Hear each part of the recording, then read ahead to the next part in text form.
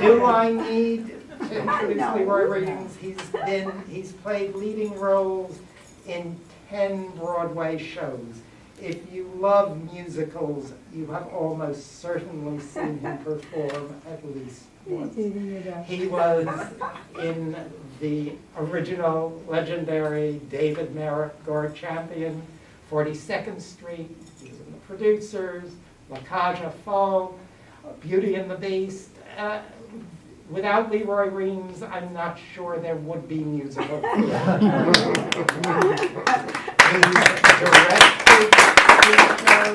directed the 1994 revival of Hello Dolly, and he directed and starred in An Evening with Jerry Herman on Broadway, and he also performs cabaret.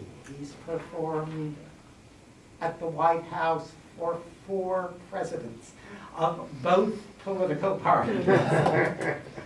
And both Ronald Reagan and Bill Clinton and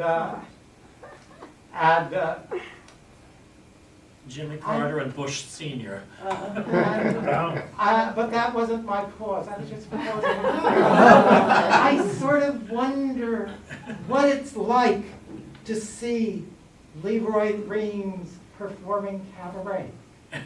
What could that be like? Do you think maybe you could suggest an answer to that question? I'll show you.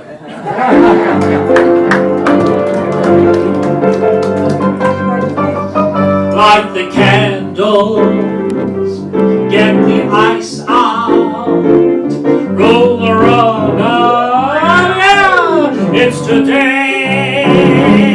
Though it may not be anyone's birthday, and though it's far from the first of the year, I know that this very minute has history in it. We're here. It's a time for making merry, and so I'm for making hay. James, turn the grand up, get your shoes off, strike the band off. It's today. Light the candle, fill the punch bowl, throw confetti. Pow! It's today. Life can also be lived on a weekday, so don't depend on a holiday date. If you need New Year's to bubble, then order a double and wait. There's a thank you can give life if you live life all the way. Tune the grand up, call the cops out, strike the band up, pull the stops out. Hallelujah! It's today!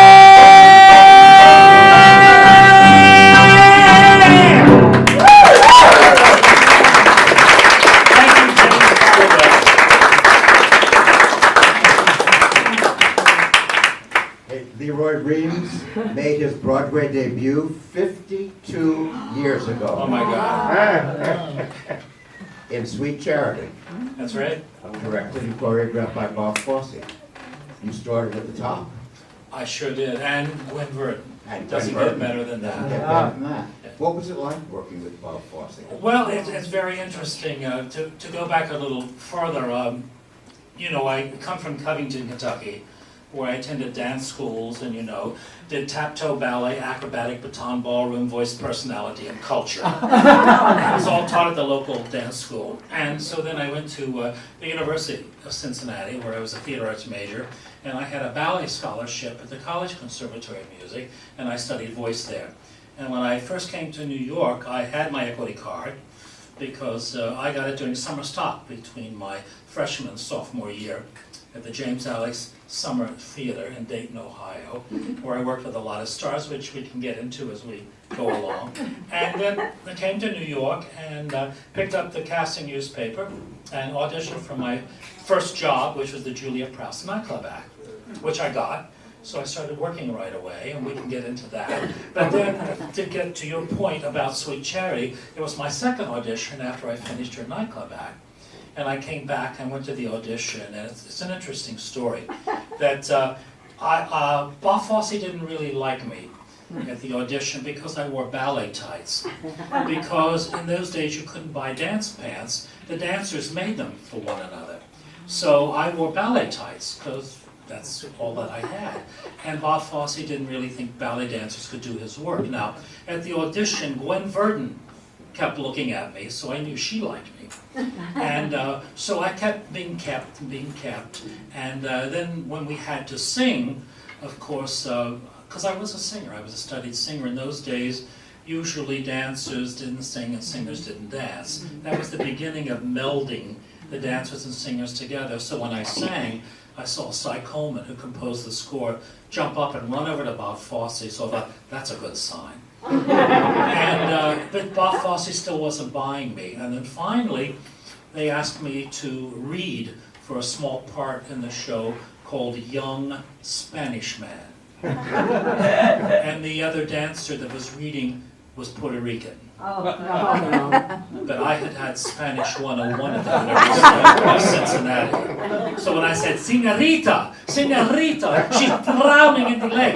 My R's were better than his, and so I got the job. That might not happen today. Yeah. It might not happen today. But then what happened, the interesting story about Bob Fosse, we got out of town, and I knew that he didn't really like me or wasn't responding to me. And we did, and I'm bragging, but this is the truth. We had our first performance out of town in Philadelphia. And at intermission, Bob Fosse came into the dressing room and he said, "What were you doing out there tonight?" And I thought, this is it, he's going to fire me. And I said, "I don't know what you mean." He said, well, I'm sorry, I don't know what you mean. He said, "Perform like that." He said, "You never did that in rehearsal. I couldn't take my eyes off of you tonight." So anyway, and then I became a favorite. So that's Sweet Charity. No, but he was known for being very strict with his dancers. Yes. Did you have to do exactly what he wanted, or was there some freedom that you No. could add to it? It was his style, and you put yourself into his body. He was kind of shaped like a question mark. He really was. But you just had to put yourself into his body when you did his choreography. So it was very demanding. You had to be a Bob Fosse dancer. Absolutely, and we went over the smallest little thing over and over again until it was perfection. But then, interestingly enough, once we did that, then we danced. Then we became the characters, so we didn't look like robots. And he was very much into the dancers being characters. And and his style was very much that. So So he cared about acting. Oh, Very much so. Very much Very so. much so. Yeah. Was he really a taskmaster? Not negatively, no. He just was a perfectionist. And those of us who worked for him were very happy to be there, and we wanted to be perfect for him. He was very loving to all of us. I know that years later, I'll never forget, they were having the Fred Astaire Awards, and he won for his choreography for A Big Deal, which is a show he did which didn't get great reviews. But he won the choreography award from the Fred Astaire Awards. And he made a speech and he said, "I felt that I did my best work in this show, but no one's going to get to see it." And he said, "So tomorrow I have to go back being the insecure person that I am anyway," which you find that hard to believe, but he was. He was. He Yeah, was. He was. And he said, "But I'll tell you one thing I'm not insecure about is the love I have for my dancers, 4 of whom are in the audience tonight, and I would like them to stand up and be recognized. Anne Ryan King, Donna McKechnie, Roy Reams, and Ben Vereen." And I cried.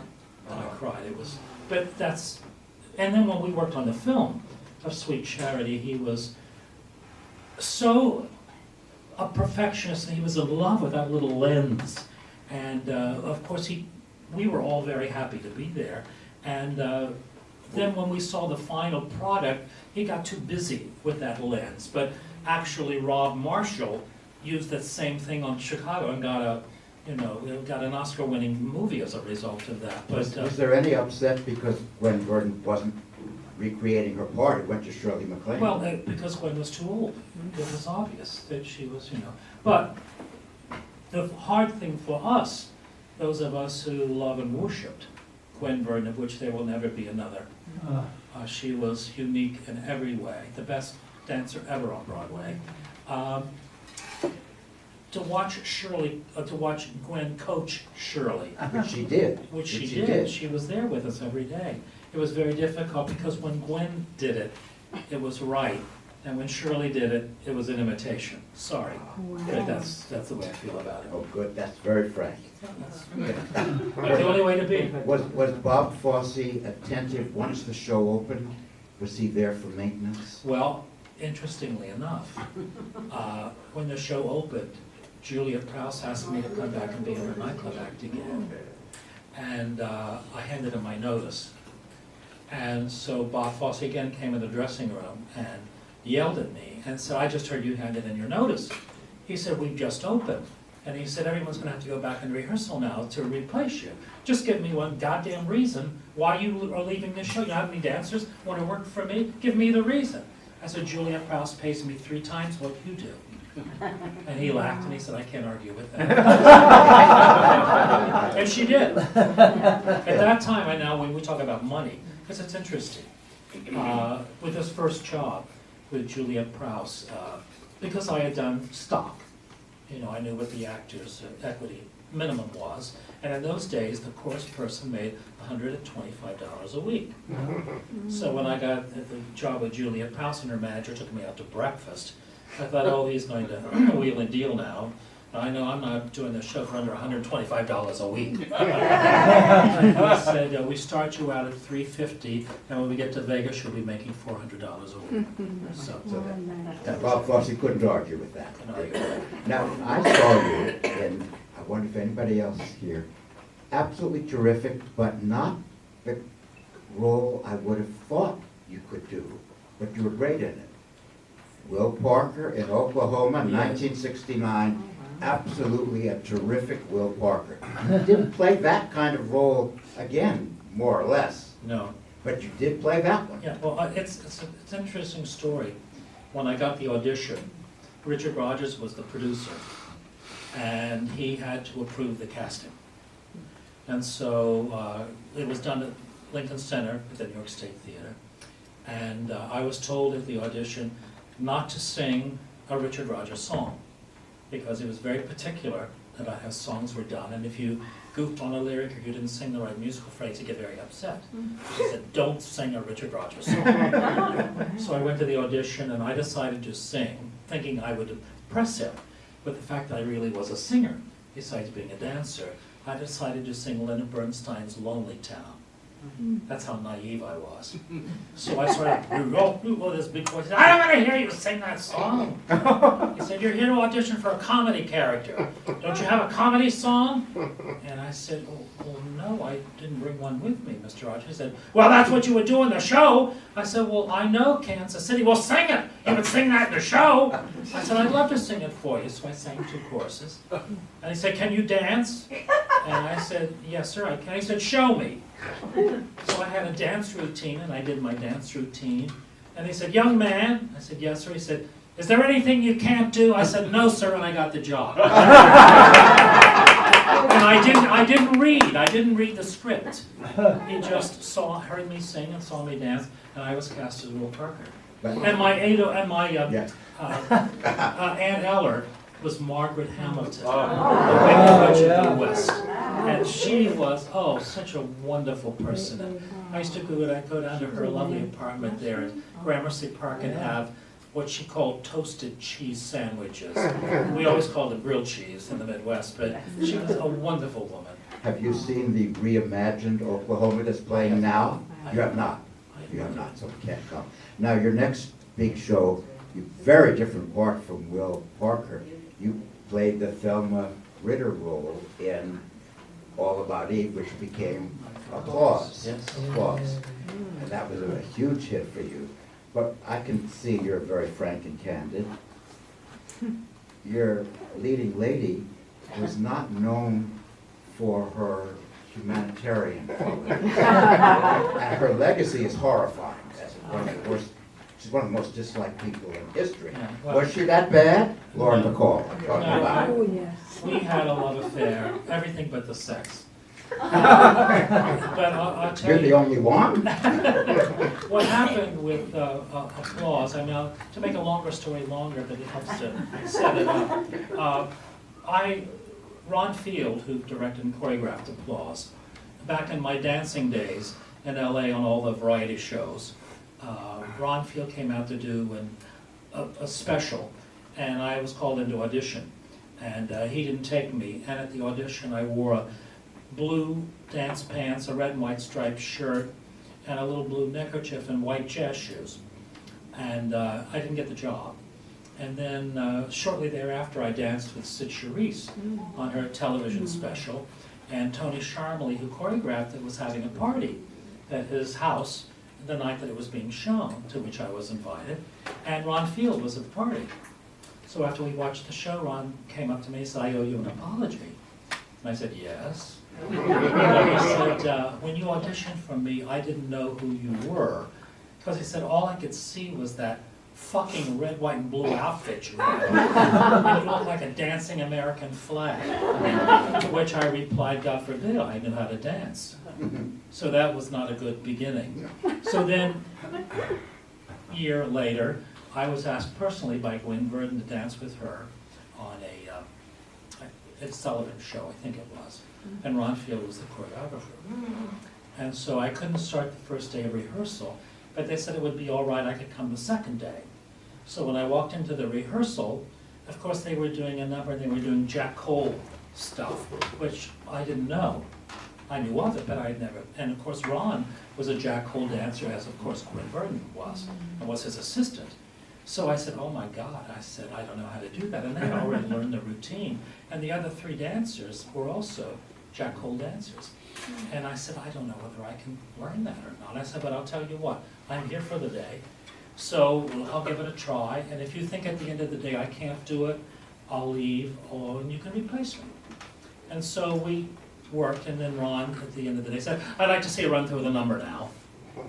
So I made a few mistakes, and afterward, he said, "Leroy," I said, "Ron, I know the mistakes I made because it's a lot for me to," but I said, "After staying for the day, I think that I can do it." He said, "Isn't that wonderful? Leroy is so good, nothing is too hard for him because he's just," and Gwen said, "Tell him you won't do it." And he looked at her and ran out and slammed the door. And Gwen said, "I'm not going to have him talk to you like that." So from that point on, the rest of the week, it was not smooth sailing. So now again, I'm auditioning for Ron Field for Applause. And the audition went well, and my agent said, "Well, they liked you, and I think they're going to make an offer." And so I went to a party that night where Tony Sharmley was. And he asked what I was doing, and I said, "Well, I just auditioned for Applause, and there's a good chance I may get it." So my agent called me next day and said, "What are you spreading around town that you got Applause?" I said, "I wasn't. I just said there was a good chance." He said, "Well, you didn't get it. They took someone else." So that was it. Very depressing. So then Julia Prowse called. I was going to go back and do her act for the third time, which I didn't want to do because I had just done Will Parker. I wanted to do roles. So I went home Thanksgiving to be with my family in Kentucky. And I was supposed to leave the next day to go to Julia, but her manager called and said they wanted me there earlier, and I didn't want to leave. And I felt like, Victoria Page in the red shoes. And I called Julia and said, "I don't want to do the job. I'm here, and I have to go back to New York." And it was New Year's Eve, and I was so depressed. And my now husband, Bob, was with me that night. And he got a bottle of champagne, and we made a toast. And I said, "I should have had that part in Applause." And the next morning I got a call, they fired the guy they had hired and asked me to do the show. Wow. So I came into Applause late. They were already almost into a run-through situation. And so I had to learn quickly. So I arrived that day, and this is the purpose of my story. Sorry to be so long, but it helps to set it up. So I met Lauren Bacall for the first time. And Ron, Were you aware of her reputation? no, You were not at not. all. And so Ron gave me a script, and he said, "Now, you walk into the dressing room scene, and you don't have a line until the end of the scene, and then you walk over and you stand by the closet. And at the end of the scene, that's your line." So I'm going through the script, reading it for the first time.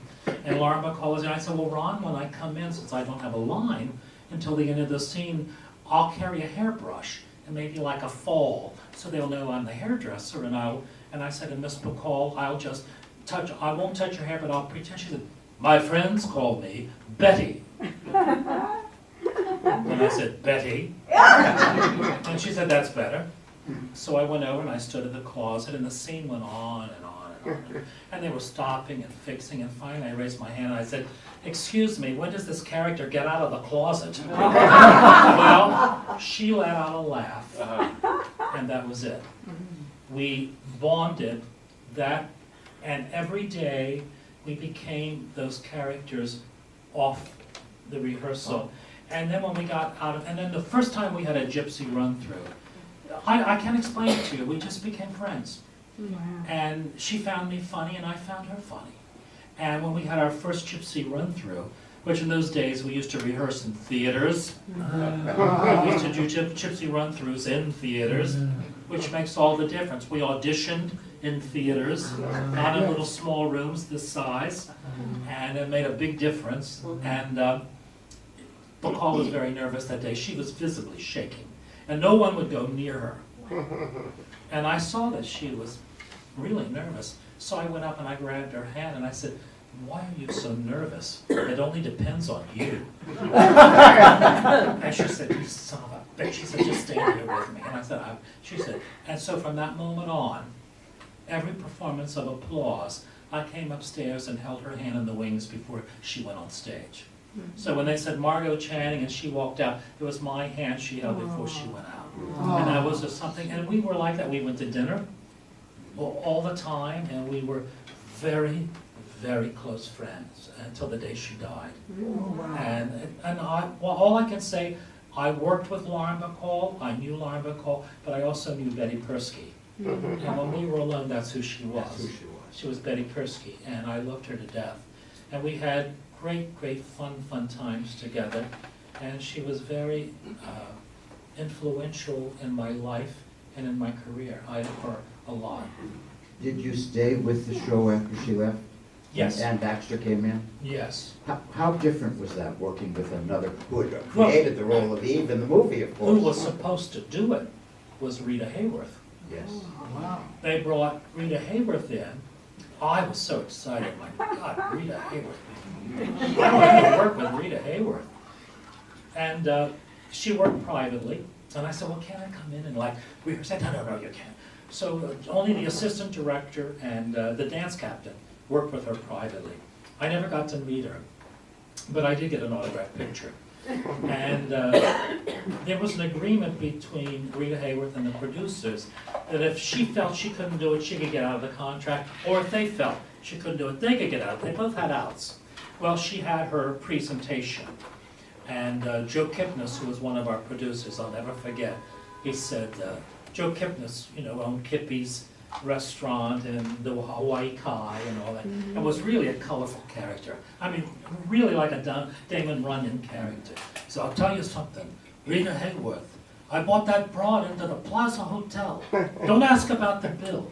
She worked for a week. My daughter, 10 years old, seen the show twice. She knew more of the show than Rita Hayworth after a fucking week at the Plaza Hotel. So obviously, that was it. They didn't know then that She was already having problems with her memory. Yes.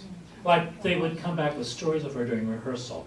Like, there's a line in the show when she sings, with her falsies leading Lou Ayres astray. And Rita Hayworth said, with her titties leading Lou Ayres. He said, no, Rita, it's false. No, the same thing, right? I said, no. Yeah. And then one of the lines was, she said, Dwayne, how would you like to take two lonely ladies out on the town tonight? And she said, Dwayne, how would you like to take two lonely truck drivers out on the town tonight? And they said, Rita, it's ladies, not truck drivers. Oh, he's gay. That's right, it's not truck drivers. So, obviously, she was having problems. But if she had been feeling well, might she have been interesting in the part? Oh, I think she would be Fascinating, fabulous. right? Fascinating. And I told him, I said, put her in the show, I know the lines. I'll stand beside her and feed her the lines, I know them. Just put her on the stage. I was desperate to see her, to work with her, but not to be. And of course, the great story is that Fred Astaire, in private, said his favorite dance partner was Rita Hayworth. Now, he said that Barry Chase was when he last danced with Barry Chase, but he was also in love with her at the time. But that's the story on that. But Ann Baxter now. So Ann Baxter, see how long I go before we get back to your question. Ann Baxter came into the show and was rehearsing, and I was called in to work with her for the first time I met her in rehearsal. And I walked in, she was like a deer in the headlights. The eyes were like this, and I could see that she was really overwhelmed by what she was having to do. And so I walked into rehearsal, and our dance captain, Eddie Nolly, was like a little Nazi. He was like, 7, 8, 2, count on the right step, left, do, do, do, do. And of course she was, and I started saying, honey, all it is walk, walk, walk, touch, walk. She said, oh. I said, that's it. She said, and you will not leave my side from this moment on. And So you again, bonded with her as well. again, it was, I don't know, maybe it's those parts. But Ann Baxter was so sophisticated, and I had incredible conversations with her, and she gave me a copy of her book, Intermission, which if you've never read it, go on Amazon and get a used copy and read it. It's about her life when she left the business In Australia. in Australia. And we would talk about that a lot. Didn't you think she was very commanding as Margot? Yes. Real presence on Yes, stage. and vocally, very powerful. She had a stage voice. And but in talking about her being in Australia, she said, Leroy, I lived in the outback. She said, and we lived on generators. We didn't have electricity. And she said, but the one thing I did, I whitewashed everything white, and I brought some of my Chinese screens and some of my Oriental rugs. She said, because I had to have something artful in my life. And when she died, unbeknownst to me, they had an auction of her estate in Litchfield, Connecticut. And we were passing by that auction house one day, and we went in. And the guy said, we have an article in today's auction from a previous auction we had lost, and it's from the Ann Baxter estate, and like chills went down my spine. And it was an Oriental rug which I bought. So I have a piece of Ann, and also when I was celebrating my birthday, Ann came to my birthday, and of course Bacall always told me, you buy all these tchotchkes. She said, I'm going to buy you your first good antique. Well, at my birthday party, Ann Baxter brought a present, which I had asked not to people to bring, but she did. And she said, I want you to have this because you will understand it, and that's why you must have this. So she said, and you open the present before I leave, so we went in the bedroom, I opened it, and it was a ship's decanter, about this big, which I thought, oh, how lovely, but I was trying to think, now what does that mean? So when I was throwing the box out the next day, in the bottom of the Excelsior was a card from the dealer, an antique dealer, and on the back it said, Dearest Ann, hope your friend likes this, it's 1810 Waterford. So that was my first antique from Ann Baxter. Did you stay with the show till the end? I stayed, well, when Betty left the show, and Ann was taking over, my mother unfortunately was dying. And this is another applause story. And I went back to Kentucky, and the producers called and said, Betty is having a fit that you're not here to close the show, and she's making the understudy's life miserable. And Ann does not want to open until you're in the show. You've got to come back and close the show and open it with Ann. And I said, but my mother is dying, I'm not going to do that. And my sister said, now what would mother say? Well, of course, my mother would say, go back and do your show. So I did. And when I was leaving to return to Kentucky, on my dressing table was an envelope with a round-trip airline ticket and $100 in cash. And I thought, I know who that's from. That's from Ann Baxter. So I went down to thank her, and her dresser said, oh, Leroy, please, she feels so guilty. I said, no, I have to thank her, because I know she did it. No one else would have done that. So I did. By the way, the producers did not pay for my airline ticket, and they docked me for the days I was away. So that's show business. But not Ann Baxter. And that's the kind of lady she was. Now, when Bacall went on tour, and I was asked to do the tour, and Ann was still in the show. And I didn't want to leave because I liked living in New York, and I loved Ann. We were having a wonderful time. And so the producer said, you have to go because Betty's going to be so difficult, and you know how to handle her. You have to go on tour. What will it take for us to put you on tour? And I laughingly said, double my salary. And, Eleanor Parker replaced Bacall on the tour, but then I left the show what Betty did. Because You left the show I at left the that show point. and I come back to New York. Now, next part of our interview is in 3 parts, Mm. because it's your long association with Carol Channing. Yes. We start with Lorelei, Yeah. which was not a hit. No. Did you know it when, Lorelei was the sequel to Gentlemen Prefer Blondes? Is Not that just more or like less? like a remake.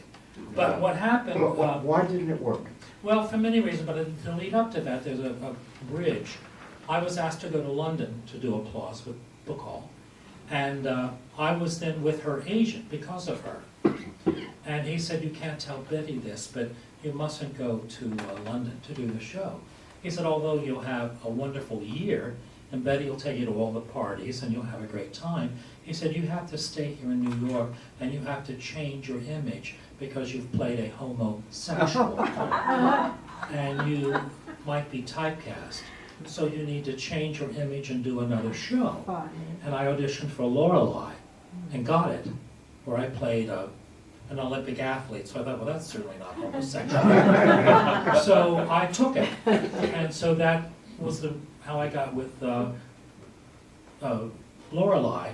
And when I was in my senior year at Holmes High School in Covington, Kentucky, there was a famous nightclub there called the Beverly Hills Country Club, and they had star entertainers. And we saved up our money all year as seniors to go to the Beverly Hills Country Club. That was what you did on the senior prom. And the performer that night was Carol Channing, who sang Diamonds Are a Girl's Best Friend, and she threw out these rhinestone bracelets that her name inscribed on the clasp. I caught 2 of them. And so the first day of rehearsal for Lorelei, of course I said, Miss Channing, I caught this at the Beverly Hills Country Club when you sang. And of course, we were photographed, and I have a great photograph of us. And so we kind of became bonded from that point on. And then, because of her husband, we all became close. And we toured for a year. Before coming into New York? Before coming into New York. So we toured for a year. And we went through 4 directors and 4 choreographers. We rehearsed every day and got an extra paycheck because we went over the allotted time. And when we were in Chicago, Peter Palmer, who was the leading man, wasn't getting very much press. So he hired a press agent. And then he got an interview in one of the papers where he talked about how difficult it was being Carol Channing's leading man because he never got any exposure. And so that was the end of Peter Palmer. So Carol Channing's husband said, Peter Palmer is no longer Miss Channing's leading man, Roy Reams is. So then I went on press junkets with them. And so that bonded our friendship during that year. But did you know the show wasn't working? Well, the show had a lot of good numbers. And basically all they did was, there was an opening number where we were at a gravesite.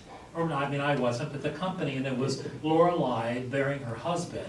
And then she sang a song, it's nice looking back at the past, when you were past full of memories that last, sweet souvenirs of the time was as past, but now it's gone. So anyway, and then from that point on, they put on the lobster scope. We all came out on stage and did Gentlemen Prefer Blondes. So that's basically what the show was. But and Joe Layton had some interesting stuff in it. But Joe Layton went away after we opened in Oklahoma City. I can tell Carol, I could do a week Carol Channing stories. Was she fun to work with? Yes, but as we were descending into Oklahoma City for our world premiere, her assistant went back and was bringing back this Indian headdress, like Cher would wear on her show. I mean, a big Indian headdress.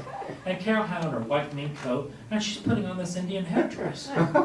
So we get off into the airport in Oklahoma City, and there's an Indian tribe. And the cameras are all set up, and Carol goes into her act. And she's, of all the places in the world for me to premiere my world premiere Lorelei, I chose Oklahoma City, and my Indian tribe is here. You know, I'm a member of the tribe. I'm called Little Prairie Blossom. And so now I want my Lorelei family to join hands with my Indian family as I play this song. And they beat a tom-tom, and she goes, and we're skipping with Indians in the airport. That was our first stop, and of course we got great reviews because Vanita Cravens, who was the impresarius of Oklahoma City, made sure we got good reviews. And so Joe Layton was tired, and he told me, he said, I'm going to go away for a week and relax. And he said that I don't want them to find me because I need to rest. And then I'll come back and we'll start working on the show again. Well, they couldn't find him, and they fired him. And that was the end of Joe Layton. But when you were working with Carol Channing and getting to know her, was she ever, did the mask of Carol Channing ever come off? Or was Carol Channing and that character the same person? Well, there was a version of that. A version of that. I mean, it's like, for instance, this is what she would do. I know at one point we did this little number where all the men in her life came in and did a little thing where there was finally cut. But Peter Palmer had to jump off a chair onto the stage, and he said, oh, I can't do that because I've got a bad left leg. And Carol lowered her eyes and she said, jump on your right. So yes, she could lower the boom. She could lower the boom. Yeah. Yeah. But then she liked you so much, I know. I was part of the act. Because they would dress me up and take me out with them, and what they would do, the town that we were going to, many times the critic would come in and have dinner with Carol, and her husband was so smart, he was an ad man, and a producer on the George Burns Gracie Allen show, that's how they met. And he had cards, and he would say, now Carol, we're going out, and the critic's name is this, and the last time you were with him, he likes this certain kind of apple. Here's the apple, so you two, what's his name again? And so I would go with them, and we'd go out to dinner, and of course, many times, a lot of the critics were gay men. And I was young and attractive, so I was eye candy. So I was brought along to be part of the act. And Carol would bring her out. She'd, oh, the last time, here's the apple. And oh my God, I can't remember. You remember that apple? Oh my God. Well, and we got great reviews. But you know, it was a process.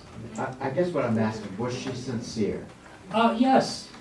Carol, that act was sincere. Yeah, well, she had material that she did. You know, she would go into routines, like if you go on an interview show, you would just say, good evening, Carol. Oh, I'm so glad to see you. You know, I'm playing the show at the Acorn Theater, and the times are 8 o'clock, and it's a wonderful show. And she would just, I'm kind of doing that now, Yeah. but you know, I was trained. I had an interview with her once, Yeah. and she started doing shtick, Yeah. and I stopped her, and we had an interview. I'm very proud of that. I sort of broke through the Carol Channing, and we actually had a conversation. Oh, you're lucky. Yes. She had a routine. But we did. She had her routine. I'll tell you what was funny about the show. Dodie Goodman was in the show and played my mother, who was probably one of the funniest people ever on the planet. And it was, we were in California, getting ready to come back to Boston and come back to New York. This after a year on tour. We'd gone through 4 directors, 4 choreographers. But anyway, we're coming into rehearsal. We came to rehearsal every day with our coffee and our donuts, sat down and waited for Carol to arrive, and we rehearsed. And Dodie Goodman was sitting next to me at one of these last rehearsals, and Dodie said, I know what's wrong with this show. I said, what is it, Dodie? She said, they don't know what the fuck they're doing. They take all this shit and they put it in a pile over here, and then they put it in a pile over there, and it's just all shit. It's just all shit. So there you have it. That was Laura. But Carol Channing, I know she liked you so much that she cast you as Cornelius in a revival of What's interesting about Hello, Dolly. Lorelei got mixed reviews, and we were doing so-so business, but Carol's husband went ahead and booked her in the fall. And for some strange reason, after the summer, the show picked up in the fall. And the producers didn't want to let her out of her contract. So her husband said, if you let us out of the contract, I'll do a tour next summer for you, which I did not do. But that's how she got out of the contract. But then, that was 73. And in around 77, I got a call from Carol on the phone. I mean, I do her voice because it's good. She said, "Hi, Leroy, it's Carol." Carol Channing? I'm like, I didn't know. She said, "I'm going to do a revival of Hello, Dolly, and I want you to play Cornelius Hagel, but Lucia Victor and Jerry Herman don't know you, darling, so you have to audition, but don't worry, you got the part." And indeed I did. And that was Hello, Dolly. But that was a treat to work with her at Hello, Dolly. Oh, I mean, she was incomparable in that part. Nobody could touch her. And I as Hello, learned Dolly. the show from Lucia Victor, who was Gower's production stage manager, so I learned the original production. And we again toured for a year And then before we came into town. came into New York. And then in '94, on Carol's I was second gonna say, revival, fast forward, I you directed directed it. You didn't act in that one.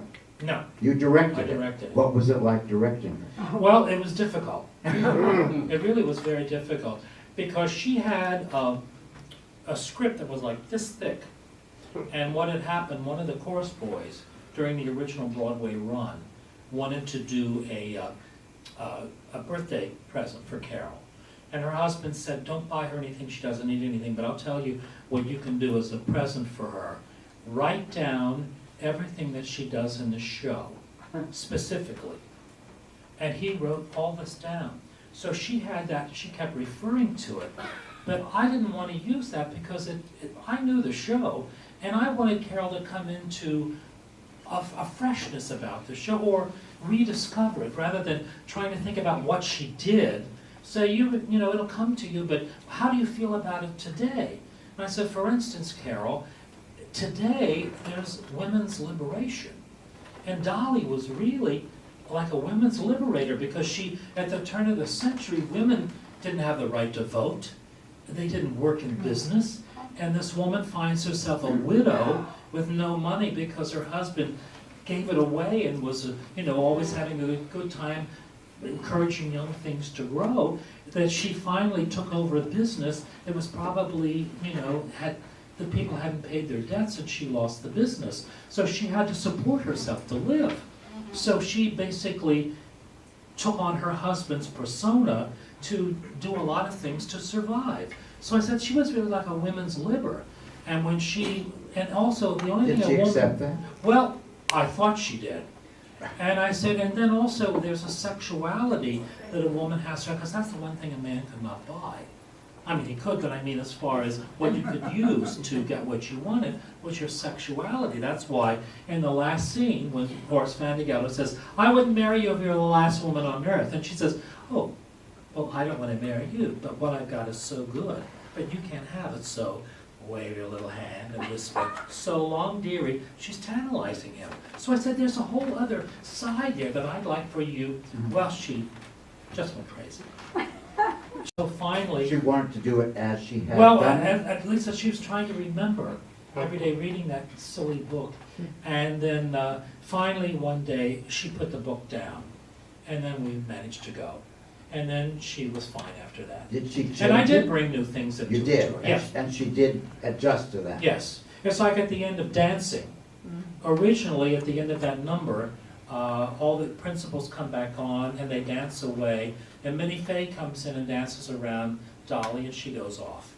And I said, what I'd like to do, Carol, I'm not changing the choreography, but I want to make the dancing number how Dolly is the matchmaker pairing everybody else up. So at the end, when they all dance on, Cornelius dances on with Mrs. Malloy. And, I dance on with Dolly. Cornelius dances on with Minnie Fay.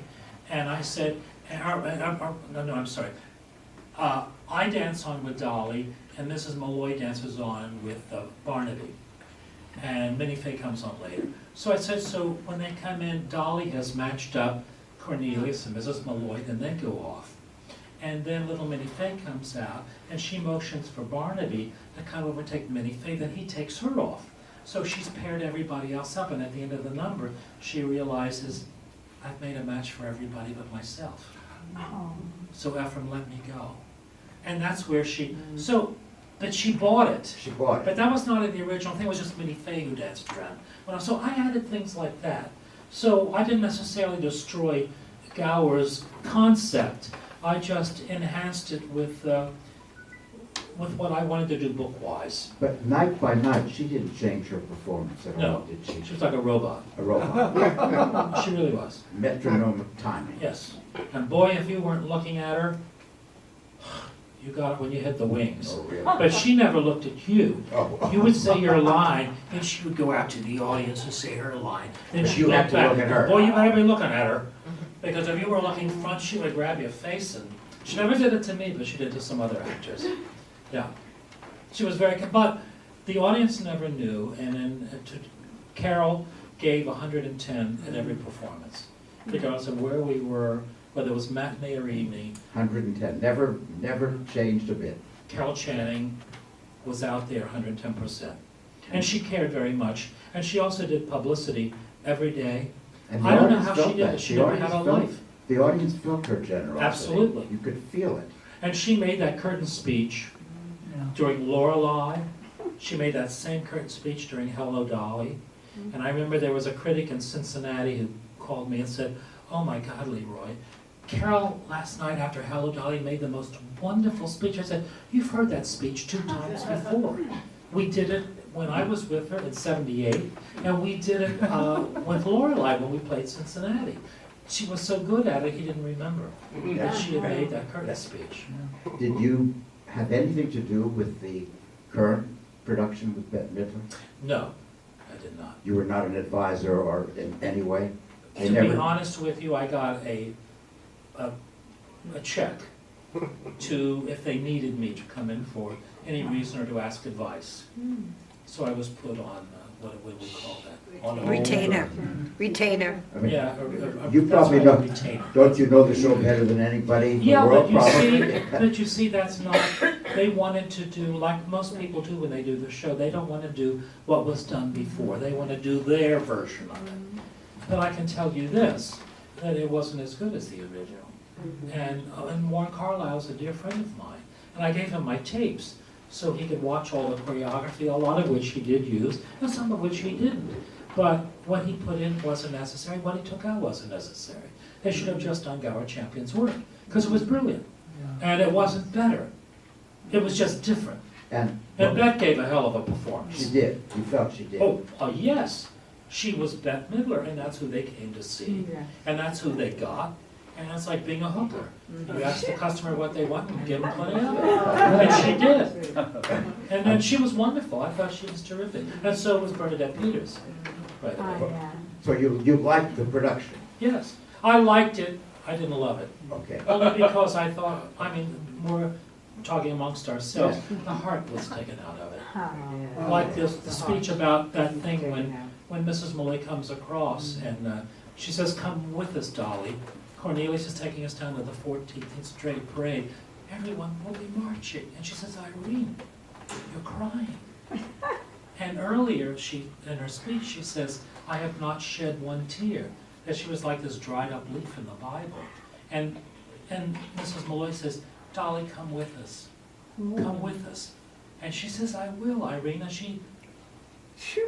because she should cry, because that's how she's feeling again. It never went to that point, and I think it should have. And in the last scene, and there's a thread about the dancing, where she teaches Cornelius to dance, and then when Cornelius does a re-entrance in the number, he tries to dance with Mrs. Malloy, and they fall in love while they do. They cut that whole reprise. So you don't have that love story. So you don't, I mean, and that was what drove me crazy. And at the end, when she teaches Vandergelder how to dance, she gets him up and he can't do it right away, but then he starts doing it and it looks in her eyes, and again they fall in love. So there's a 3-part. So those are the kinds of things I missed, which weren't in the production. But that takes a lot out of it, though. That I reduces think it. so. That if the audience didn't know what it was before or didn't remember, they loved it. So there you go. But to me, the heart of Thornton Wilder, and also what Mike Stewart tried to capture, I felt was missing, that romance. And also when Mrs. Malloy does Ribbons Down My Back originally, that hat that she pulls, it's the ribbons hat.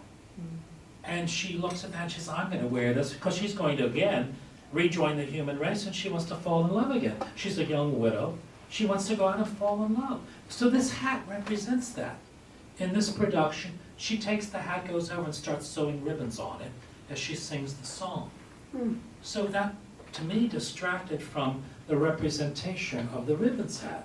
So I felt that was not a good choice. And I think it also made less for Kate Baldwin, because I think she could have done more as an actress to have had that ribbons hat and dancing with it and showing that she was going to fall in love again, you know? So things like that. I just knew the show too well. We can't talk to you and not mention 42nd Street. Yeah, You were there for that extraordinary production. yes. Did you know what David Merritt was going to do opening night? No. Did you all know Gower Champion died the day of the opening? August 25th, Ruby Keeler's birthday. Died the day of the opening. The cast didn't know. You knew he was ill, We knew he was ill. but you yes. didn't know he died that Right. day. So when David Merritt announced at the end of the show, curtain call, We did not know. that was when you found out. Yeah, well, I mean, to make, again, a longer story longer, because you have to set up. Well, first of all, how much time do we have? As much as we need. I'll tell you, there's a long section of 42nd Street that I'd like to tell you again. At the audition, when I got a call about auditioning for 42nd Street, I knew Mike Stewart because of Hello Dolly.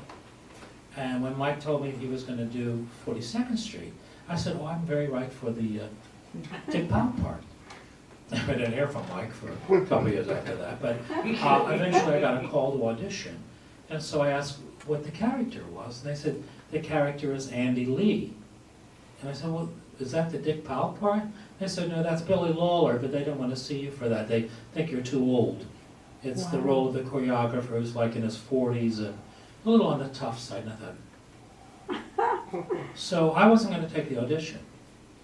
And my now husband, Bob, said to me then, he said, don't be a fool. Take the audition and go in as if you're auditioning for the part you want.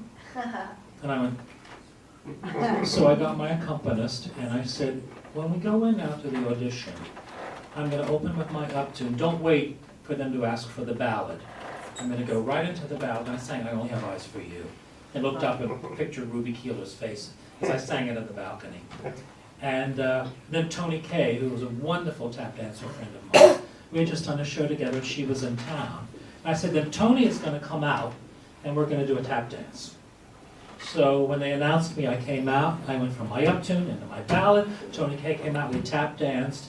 And I mean, I tell this story, but it's a good one. There was dead silence, literally. And down the aisle, I saw Gower Champion walking to the stage. And he called me forward, and I moved forward, and I said, yes. He said, you're not right for the role of Andy Lee. I said, yes, I know that. He said, you're very right for Billy Lawler. I said, yes, I am. Yeah, that's how it happened, seriously. And then, to make a longer story longer, Gower called and said, I'm getting ready to pick Peggy Sawyer. I hadn't signed a contract. And he said, I'm getting ready to pick Peggy Sawyer, and I want you to come in and work with her. I thought, well, that's a good sign. And and the two dance assistants were there, and we did, and he ended up choosing this girl, Lisa Brown. And then she left her soap opera, and she was in The Best Little Whorehouse in Texas on Broadway. So she left. She hadn't signed her contract yet. And Gower was famous for changing his mind. Like Mac and Maybe, I call it Mac and Maybe, because there were three different ladies who ended up playing it. But anyway, Wanda Richard had come in that last weekend, and Lisa was supposed to come down on Monday to sign her contract. And Gower was still selecting people, and Wanda Richard was at the audition. And he said, that girl's a very good dancer, and Karen Baker, his assistant, said, she's the girl who was in Chorus Line, she sent you the tape, and you wouldn't look at it. She said, yeah, she's a very good dancer. And Gower said, keep her afterward, maybe she could be the understudy. He read her and changed his mind. So Lisa Brown was told on Monday she didn't have the part. She had no legal recourse. That was the end of it. And so Wanda Richard had the part. The good thing is Lisa got to play it after Wanda left. So she eventually got to play the show. But, and Gower, we worked privately with Gower a week before the company came in. Just Wanda, myself, the two dance assistants, and it was great. It's one of the happiest times of my life. We were creating the show every day. And Gower was such a handsome man, and he told us then, he said, I have an anemic blood condition. And he said, I have to go in once in a while for a transfusion till they get it under control. And we never thought, well, you know, because he looked great and he was working every day. And then some days he would miss rehearsal, and we knew that. And so all of that happened. So then, of course, when we got ready to open the show in New York, because we didn't get great reviews out of town in Washington, and David Merrick only had one other producer, and he told the other producer, he said, look, the show may not be a hit, and I don't want you to lose money, so I'll just buy you out. So that was it, one singular producer. So we got back to New York, and David didn't want to open the show. And David was not allowed into rehearsal. It was in Gower's contract. So you worked with David in the past. Really? And he could not come to rehearsal. But once the show started, he could take his role as producer. But David Merritt accepted that He had to, circumstance? if he wanted Gower champion. And he wanted Gower He champion. wanted Gower champion. So David didn't feel the show was ready to open. And at this point, Gower, was having problems. And Gower got very upset because we started doing the show with no one in the audience but David Merrick. We had full orchestra, full lights, full costumes. We did the show with David Merrick sitting out there every night. And one night, the kids all brought their teddy bears and dolls and put them in the first two rows for an audience. It's a true story. And so then David finally picked a day that we were going to open. And but prior to that, we had one night we were going to have an audience. And Cliff Jarre of the New York Times had managed to know about it and got into the theater. And when David found out he was in the audience, David canceled the show and came out and said, there's a rat in the generator. We have to close the show tonight. So when everybody left, then we did the show again. And then David had an invited audience, and we were all given one ticket. And we did like a run-through with part of an audience. And after that performance that night, Gower, who we hadn't seen for 2 weeks, was in Wanda's dressing room, because everyone knows they were having a fling. And I was so surprised to see him. And I remember going to the dressing room, we hugged, and I said, well, Gower, you heard the audience tonight. You've got a hit. And Wanda blinked her eyes. She said, it's all because of you. He said, no, it's all because of us. And he grabbed Wanda, and he grabbed me, and he pulled us in real tight. And I cried.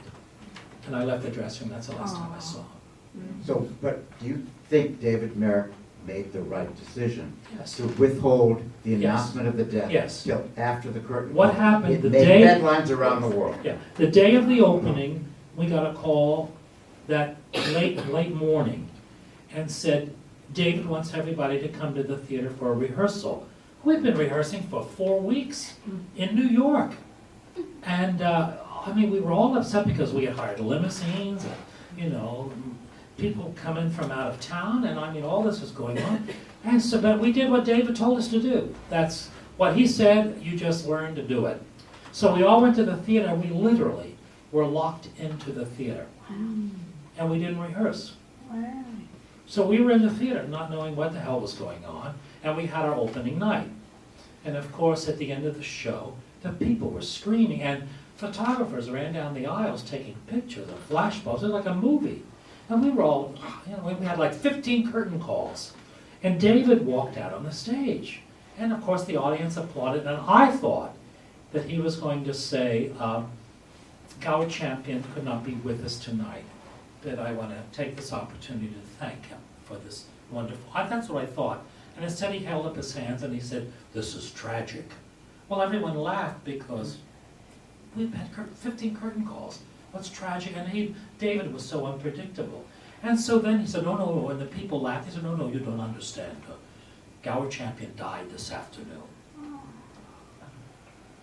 And there was just dead silence. And God bless Jerry Orbach, who looked at the stage manager, who was just dumbfounded. And Jerry said, bring in the curtain, bring in the curtain. And the curtain hit the stage. And we just didn't know what to do. It's like the song not going left, not going right. We were just stunned. That a memory flashed into my head. Because I remember I had many in-depth private conversations with Gower. And one of those conversations was I wanted to be at MGM. When I was a kid, I wanted to be at MGM. I wanted to be Gene Kelly. And Gower said, I understand. He said, because I came in at the end of that. And he said, so, you know, I'll make the show my gift to you to be in an MGM musical, which he did. But he was telling me the story. He said, you know, he said, my doctors told me not to do the show. And I was advised against it. And he said that I was at a period of my life where I had not had a hit show. And he said it was during the 70s. He said, I thought maybe I was just old-fashioned. And I had to learn how to get with it. He said, so I went to the discos and I did the drugs. He said, and to find out what and he said, I just had to wake up one day and realize I'm just an old-fashioned song and dance man. He said, so when David Merrick offered me this show, he said, Leroy, I had to do it because I don't want to be remembered as a has-been. Shall we sing? In the heart of little old New York, you'll find a thoroughfare. It's the part of little old New York that runs into Times Square. A crazy quilt that Wall Street Jack built. If you've got a little time to spare, I'd like to take you there.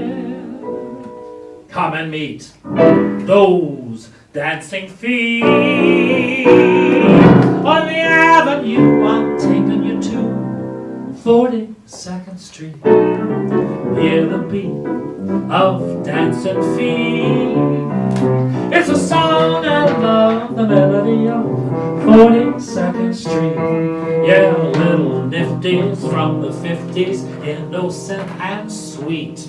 Sexy ladies from the 80s who are indiscreet. They're side by side, they're glorified, where the underworld can meet the elite. 42nd Street. Yeah, little nifties from the 50s, innocent and sweet. Sexy ladies from the 80s who are indiscreet. They're side by side, they're glorified, where the underworld can meet the elite. Naughty, gaudy, naughty, sporty, 42nd Street.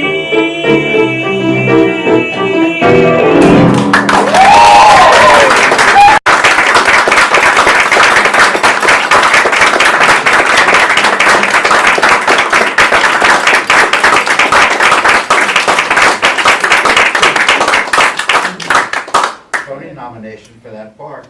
Yes. And Should have won. Well, you know, Hidden Battle is a buddy. I never saw sophisticated ladies, but him is a marvelous dancer, and he had a lot of exposure in this show, so you know, and he got it, and that's fine. But it's just interesting, the night of the Tony Awards, when they announced the category, David Merrick was sitting right in front of me. He turned around and he said, "You're not going to win because they hate me." That's true. I have actually a nice story about you and 42nd Street. Your leading lady was Tammy Grimes. And the last time she performed in public was at the National Arts Club. And you were there, and you helped her through her number. She was having a tough time, Yeah. but you helped her through her number. She was a marvelous actress, and I always said I don't know whether Tammy was a good actress or not. All I know is that when she came out on stage, you could not keep your eyes off of her. She was so unique and interesting in every way that I was fascinated by her, as I was in real life. Mr. Marsh, ever since I was a child and saw my first Julian Marsh show, I dreamed of the day when I might work with the King of Broadway. At last that day has come, and I'm filled with pride, joy, and humility. We have to stop, but I just want to end by bringing this up to date. you had a sort of personal triumph of playing La Cage aux Folles in Miami in Yeah. the last few years. Yeah, And you felt that the show somehow had grown over the years, that it was even more timely in 2015. It was and is, and Jerry Herman, you know, is my favorite. Doesn't get better than Jerry Herman. It just, and of course I played Dolly. You know, I played the role down at this same theater because when the producer asked me after La Cage, she said, "What do you want to do next?" And I said, "I'd like to do Hello, Dolly." She said, "No, I don't want you to direct. I want you to be in the show." I said, "I'll be in it. I'll play Dolly." And of course she thought I was joking. I said, "No, I'm dead serious." So Jerry, of course, gave me permission, as did Francine Pascal, Mike Stewart's sister. So I played it, and I played it straight. I mean, and I didn't do a Carol Channing impression. I was my mother playing Hello, Dolly, because that was my image. Because my mother was Irish, and she had a wonderful personality. So, but I knew Carol's timing. I'm not going to say I wasn't, but I also had directed so many ladies in it, like Madeline Kahn and Leslie Uggams, Nicole Boissy in Paris, and Joanne Worley. A lot of wonderful women, and Michelle Lee. My God, if I leave one of them out, they'll kill me. But it's always, the show is so strong, you could dress up an orangutan in the red dress and it'd work. But Because the show you is didn't good. imitate any of the leading No, ladies. not at all. It was your Dolly. That was my Dolly. It was your Dolly. Absolutely. But La Cage meant a lot to you in 2015. Oh, very much so. Is it available anywhere? I mean, is it on YouTube? What, anything from the Dolly? Unfortunately not. Oh. No. What I should have done, I should have blackmailed someone to do a thing of it, but they didn't. Yeah.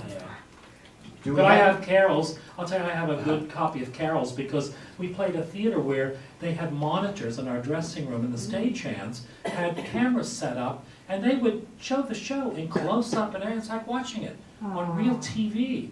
So I snuck in a VCR one day, and so I have a copy of that. Are you in touch with Carol Channing these No, days? no, I'm not. She's now 96 or 7 in Palm Springs, and she is in and out. She's basically in a wheelchair now. And I talked with her when I was in Palm Springs 2 years ago, and she wanted me to come out and stay with her and Harry when he was alive, and I didn't want to do that. And and they didn't come to see the show, so I thought I'd see them there, but I didn't. And then I don't know. I've gone through that. I just don't. I don't want to see her in that condition. I really don't. Do we want to end with a number? Do we have one? I think that was it. Let's eat. That was it? That's it. That's it. We're already.